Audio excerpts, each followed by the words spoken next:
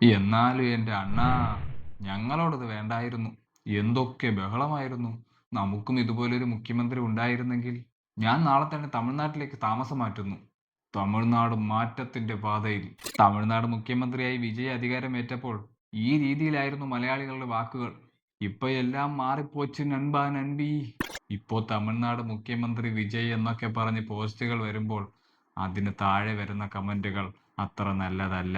അത് വിജയുടെ ഭരണവുമായി ബന്ധപ്പെട്ട കാര്യമല്ലെന്ന് നമുക്കെല്ലാവർക്കും അറിയാം. കാലങ്ങളായി കേരളവും തമിഴ്നാടും തമ്മിൽ സ്വാഭാവികമായും ഒരു വിഷയത്തിൽ അഭിപ്രായ വ്യത്യാസം വരാറുണ്ടല്ലോ.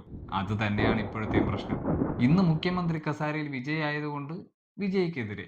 മലയാളികൾക്ക് ഇഷ്ടപ്പെടുന്ന രീതിയിൽ കുറച്ച് തീരുമാനങ്ങൾ ഇതുമായി ബന്ധപ്പെട്ട് എടുത്തു കഴിഞ്ഞാൽ ആ പക്ഷെ അതങ്ങനെ പെട്ടെന്ന് തീരുമാനങ്ങൾ എടുക്കാൻ പറ്റുന്ന കാര്യമല്ല. രാഷ്ട്രീയമല്ലേ. കേരളത്തിലും തമിഴ്നാട്ടിലും ഒരുപാട് മുഖ്യമന്ത്രിമാർ വന്നുപോയി. ഈ വിഷയത്തിൽ മാത്രം ഇന്നും ശാശ്വതമായ ഒരു പരിഹാരം ഇതുവരെ കണ്ടെത്താനായിട്ടില്ല.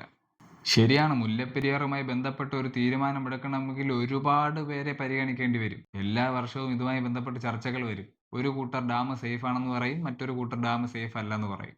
എന്തുകൊണ്ടാണ് വർഷാവർഷം മുല്ലപ്പെരിയാർ ഡാം ഒരു ചർച്ചയാവുന്നത്? ആദ്യം നമുക്ക് മുല്ലപ്പെരിയാർ ഡാമിന്റെ ചരിത്രം പരിശോധിക്കാം. പെരിയാർ നദിയുമായി ബന്ധപ്പെടുത്തിയാണ് മുല്ലപ്പെരിയാർ അണക്കെട്ട് നിർമ്മിച്ചിരിക്കുന്നത്.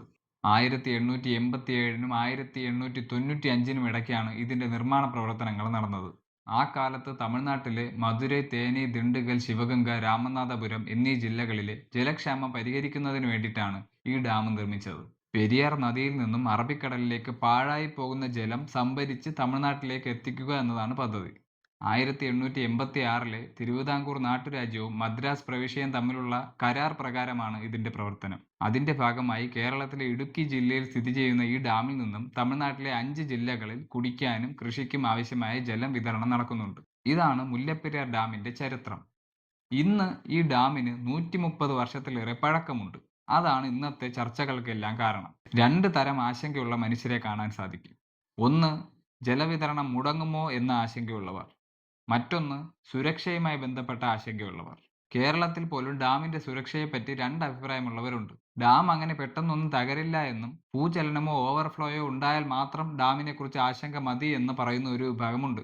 130 വർഷത്തെ പഴക്കം മുതലുള്ള കാര്യങ്ങൾ ചൂണ്ടിക്കാട്ടി ഡാമിന്റെ സുരക്ഷാ പ്രശ്നങ്ങൾ പറയുന്നവരുമുണ്ട്.